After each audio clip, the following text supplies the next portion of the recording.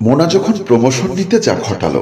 মোনার একমাত্র ভাই পঙ্গু হসপিটালে চিকিৎসাধীন আছে, মাও তেমন ভালো নেই। মোনা একটি বেসরকারি প্রতিষ্ঠানে চাকরি করে, বেতন যা পায় সংসারে লেগে যায়। টাকার অভাবে ভাইটির তেমন কোনো ভালো চিকিৎসা করাতে পারে না। মা রোকসানা আজ তার ভাইকে আনতে গেছে হসপিটালে। মোনা অফিসে যাওয়ার জন্য তৈরি হয়েছে, যেতে পারছে না। গড়িমসি করছে ভাই আসবে বলে, ভাইকে একটু দেখে যাবে বলে। ওদিকে মোনা ঠিক টাইমে না পৌঁছালে কথা শুনতে হবে বসের, তাই চোখে মুখে বিরক্তির ছাপ নিয়ে বসে আছে। এরই মাঝে কলিং বেলের শব্দ শুনে মোনা দরজা খুললে প্রবেশ করে মোনার মা ও ভাই। মোনা ভাইকে জড়িয়ে ধরে বলে, কেমন আছিস ভাই? আমি তো ভালো, তুই কেমন আছিস? তখন মা বলে উঠলো, তোর বোন তো মহা সুখে আছে রে, সংসারের ঘানি টানতে টানতে হাঁপিয়ে উঠেছে। মা, এমন করে কেন বলছো? আমি মেয়ে বলে কি এই সংসারে মেয়ে নয়? সংসারের প্রতি কি আমার কোনো দায়িত্ব নেই? থাকবে না কেন? কিন্তু তোরও তো একটা জীবন আছে।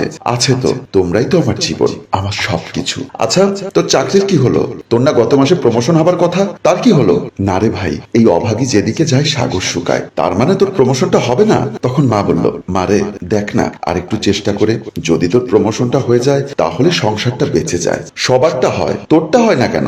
নসিব রে ভাই, নসিব। না হলে যারা আমার জুনিয়র তাদের প্রমোশন হয়ে যায় আর আমারটা আটকে পড়ে যায়। একটু চেষ্টা করে দেখ না, হয়ে গেলে আমাদের সংসারে যদি একটু সচ্ছলতা ফিরে আসে। আমি তো চেষ্টা করে যাচ্ছি এবং চেষ্টা করে যাব। আজ আমার অফিসে দেরি হয়ে গেছে, আমি গেলাম। মোনা বাহিরে চলে গেল, তারাও ভিতরে চলে গেল। অফিসে মোনা বসের সামনে দাঁড়িয়ে আছে, একরকম অপরাধীর মতো করে বস মোনাকে বকছে। কাজের প্রতি তোমার কোনো মনোযোগ নেই, এইভাবে চললে তো তোমাকে আমি এই অফিসে বেশি দিন রাখতে পারবো না। স্যার, বাসায় আজ আমার ভাইকে হসপিটাল থেকে এনেছি, তাই একটু দেরি হয়েছে। আর দেরি হবে না স্যার, অফিস তো তোমার বাহানার কথা শুনবে না, তাই না? ওটা তোমার পরিবারের ম্যাটার। এরই মাঝে লিলি এসে বসের কাঁধে হাত দিয়ে দাঁড়ায়। যাকে মোনা সুপারিশ করে চাকরি দিয়েছে, সে আজ প্রমোশন নিয়ে বেশ সুখে আছে। আরে মোনা, এই লিলিকে দেখে শেখো কিভাবে বসের সাথে তাল মিলিয়ে চলতে হয়। স্যার, আমি কি ডেস্কে যাব? যাও, তবে অফিসের নিয়ম কানুন মেনে চলবে, বুঝেছ? ঠিক আছে স্যার। মোনা আর কোনো কথা না বলে চলে গেল। স্যার, আমার 1 মাসের অগ্রিম বেতন লাগবে। মাত্র 1 মাসের বেতন? হাসালে। আচ্ছা, আমরা যাচ্ছি তো? অবশ্যই যাচ্ছি, তবে কোথায় যাচ্ছি গেলে দেখতে পাবে। আমি অ্যাকাউন্টসে বলে দিব, তুমি টাকাটা নিয়ে যাবে। মোনা বসের গালে টাচ করে চলে যায়। মোনার ভাই সোফায় বসে আছে। মোনা অফিস থেকে আসলে ভাই মোনাকে বলে, আমার জন্য ফ্রুটস আনিসনি? ডাক্তার বলেছে ভালো ভালো ফল খেতে। মোনা ভাইকে কি জবাব দিবে বুঝতে পারছে না। ও বুঝেছি, তোর কাছে টাকা নেই তাই না? আসলে আমার এখনো বেতন হয়নি, তাই হাতে তেমন টাকা নেই ভাই। বেতন হোক, আমি তোর জন্য সব রকমের ফল নিয়ে আসবো, ঠিক আছে?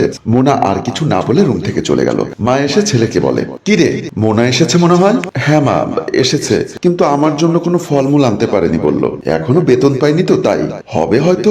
মোনা তো আর খালি হাতে আসার মেয়ে নয়। চল চল বাবা, রুমে চল। মোনা বিছানার খাটে হেলা নিয়ে বসে আছে, আর মোনা মাথার উপর দুনিয়ার চিন্তা। ভাইয়ের চিকিৎসা খরচ, মায়ের ঔষধ আর পরিবারের খরচ সব যেন তালগোল পাকিয়ে ফেলছে। বেতন পেতে এখনো 7-8 দিন বাকি, অফিস অগ্রিম টাকাও দিচ্ছে না। আমার উপর পরিবারের দায়িত্ব। না না, আমার যত কষ্টই হোক আমাকে পরিবারের মুখে হাসি ফোটাতে হবে। মোনার চোখ বুজে আসছে, আমার ভাইটাকে সুস্থ করে তুলতে হবে। মোনার ভাবতে পারছে না, মাথাটা কেমন জানি বড্ড ধরেছে। মাথায় একটা হাত এসেছে বলে মনে হয় মাথাটা একটু হালকা লাগছে। মোনা চোখ খুলে দেখে তার মা মাথা টিপছে আর বলছে, মাথাটা বড্ড ধরেছে তাই না? মোনা মায়ের দিকে তাকিয়ে আছে, চোখের কোণায় 2 ফোঁটা জল জমে আছে। মা মোনার চোখের জলটা মুছে দিতে মোনা মায়ের হাতটা ধরে মাকে বলল, মা আমাকে মাফ করে দিও, আমি তোমার অযোগ্য সন্তান। কি হয়েছে তোর? এমন কেন বলছিস? আমরা তো কোনো অভিযোগ করিনি। তোমার অভিযোগ নেই, কিন্তু আমার আছে। কিসের অভিযোগ? কার কাছে তোর অভিযোগ? বিধাতার কাছে আমার অভিযোগ। সাথ দিল, কিন্তু সাধ্য দিল না কেন? তোমাদের ভরণ পোষণ দিতে পারছি না ঠিক মতো। মারে, আল্লাহ চাইলে সব ঠিক হয়ে যাবে। মোনা মাকে জড়িয়ে ধরে মায়ের বুকে মুখ লুকিয়ে কান্না করছে। পরদিন অফিসের বস চেয়ারে বসে আছে, কি যেন কাজ করছে। এমন সময় মোনা এসে বলল, স্যার বলছিলাম আমার প্রমোশনের ফাইলটার কি কোনো গতি হয়েছে? বস মোনার দিকে তাকিয়ে বলল, আসলে ফাইলটা আমি পাঠিয়ে দিয়েছি, এখনো কেন রেডি হয়ে আসছে না বলতে পারবো না। স্যার, যদি আপনি একটু তদবির করতেন। আচ্ছা শোনো মোনা, এই দুনিয়াটা হচ্ছে গিভ অ্যান্ড টেকের ব্যাপার। তোমাকে কিছু পেতে হলে কিছু দিতে হবে। মোনা, তুমি 2-4 লক্ষ টাকার ব্যবস্থা করে দাও, বাকিটা আমি দেখবো।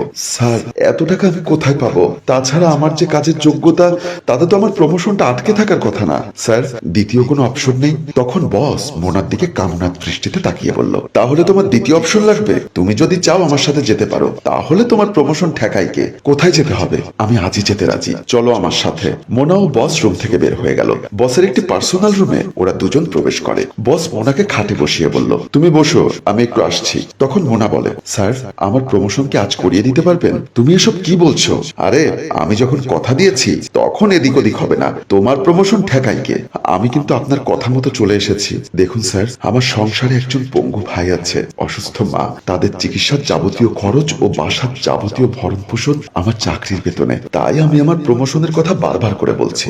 আরে এত চিন্তা করো না তো, তোমার প্রমোশন আমার ড্রয়ারে আছে, আমি ফাইল রেডি করে এনেছি। তার মানে আমার যোগ্যতায় প্রমোশন হয়েছে। তুমি কি আমার সাথে বেইমানি করবে? না স্যার, আমি আপনার সাথে বেইমানি করব না। আমি জানি আপনার বাসায় আমার মতো আপনার একটা মেয়ে আছে। আজ আমি বিপদে পড়ে আপনাকে যে কথা দিয়েছি তা আপনি পাবেন। মোনা তার শরীরের কাপড় খুলে বসের সামনে দাঁড়ালো আর বলল, নিন স্যার, আমাকে ভোগ করে আমার দেহটা আপনি চিল শকুনের মতো ছিঁড়ে ছিঁড়ে খান। আপনার সামনে আমি অসহায়ের মতো দাঁড়িয়ে আছি। তখন বস কি করবে বুঝতে পারছে না। না, আজ থেকে আমি কোনো মেয়েকে অন্যায়ভাবে ভোগ করব না। সকালবেলা তোমার প্রমোশন লেটার তোমার টেবিলে পৌঁছে যাবে। অফিসের যাবতীয় সুযোগ সুবিধা তুমি করতে পারবে। মোনা কান্না করতে থাকে। বস মোনার শরীরে কাপড় তুলে দিয়ে চলে যায়। সুপ্রিয় দর্শক, আমাদের এই গল্পটি যদি আপনাদের ভালো লেগে থাকে তাহলে অবশ্যই লাইক, কমেন্ট এবং শেয়ার করে অন্যকে দেখার সুযোগ করে দিন। ধন্যবাদ। গল্পটির রচনায় আয়ুব মাহমুদ টেম্পু, পরিচালনায় রেজাউল কবির চৌধুরী ও প্রযোজনায় FA নয়ন চৌধুরী।